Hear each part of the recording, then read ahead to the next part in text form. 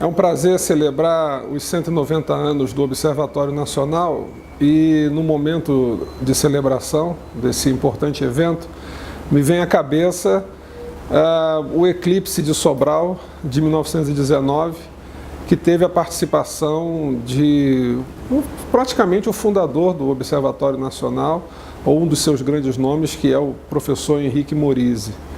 Ele participou em 1919 dessa observação do eclipse total do Sol na cidade de Sobral, no Ceará, e que foi um eclipse fundamental para a história da ciência, porque a partir de então foi comprovada a teoria da relatividade proposta por Albert Einstein e tornou Einstein famoso. Essa que é a verdade. Einstein havia publicado os papéis sobre o assunto em 1905. Houve uma tentativa de comprovar a teoria da relatividade num eclipse famoso também em 1912, que não foi observado no Brasil porque choveu.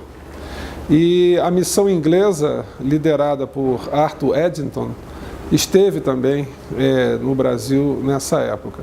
Em 1919, houve uma outra história.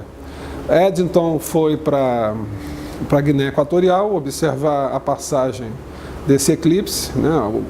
E Morizzi foi para Sobral acompanhar dois outros astrônomos britânicos que lá estiveram justamente para fotografar a constelação das Híades à noite e depois durante o eclipse para verificar se havia desvio da luz das estrelas em relação ao centro gravitacional do Sol. Esse assunto, obviamente, será muito melhor explicado por um cientista, né? Mas me mobiliza muito uma série de temas que o eclipse de 1919 provoca. Um deles, muito interessante, é o fato de que a observação foi feita na Praça do Patrocínio, na cidade de Sobral, e os instrumentos, os aparelhos, ficavam expostos às condições climáticas do local, que são muito duras, né? Temperaturas altíssimas em Sobral, e houve, obviamente, dilatação e alguns problemas no manejo dos instrumentos.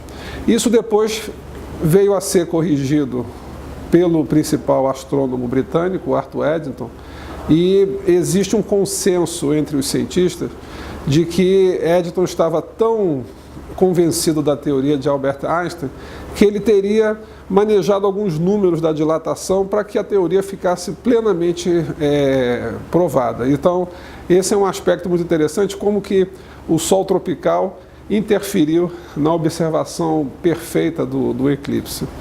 O outro elemento é que, como acontece em quase todos os eclipses, os astrônomos interagiram com a população local. Há várias anotações nos seus diários sobre a passagem dessa expedição, e é muito importante na cidade de Sobral a figura de um cônego, Dom José Tupinambá, que obviamente, como era religioso, mas era uma pessoa muito ilustrada, muito culta e que tinha um especial interesse pela ciência.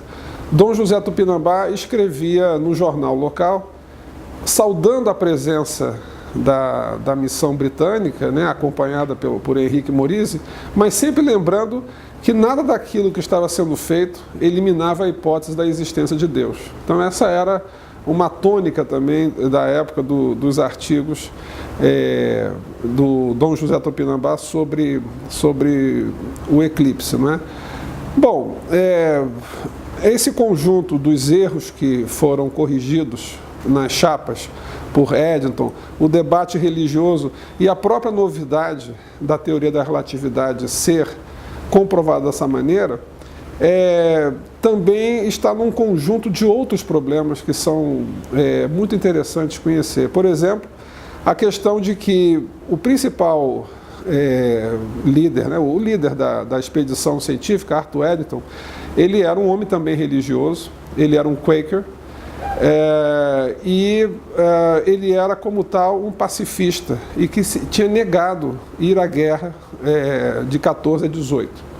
Ele tinha negado participar da guerra praticamente ficou numa situação muito difícil, e ele só foi liberado para fazer essa expedição no final da guerra, e, portanto, ali em 29 de maio de 1919, Eddington então vai para a Guiné Equatorial, os outros astrônomos da sua missão vêm ao Brasil, e ele recebe um especial tratamento para vir ao Brasil fazer essa pesquisa. O elemento da guerra é tanto mais importante porque, como nós sabemos, Albert Einstein era um judeu alemão, né? E houve críticas, né, em jornais, em publicações, pelo fato de que se estava analisando uma teoria alemã. O Eddington, que não tinha nenhum tipo de parte-pris em relação a nacionalidades e países e nações, considerava a ciência um ato de cooperação internacional. Ele foi à frente com a pesquisa, nunca deixou que esse tipo de crítica fosse um obstáculo, e mais adiante aconteceu o inevitável. A teoria desse judeu alemão derrubou a teoria de Isaac Newton, em inglês, e ele acaba, no fundo, Eddington, mostrando como que a teoria da relatividade trouxe novidades ao que então se conhecia e mudou, obviamente, a concepção da pesquisa no espaço. São esses elementos todos que envolvem religião, política, a cooperação internacional entre os países, o convencimento da verdade, que me atrai muito na história do eclipse de Sobral.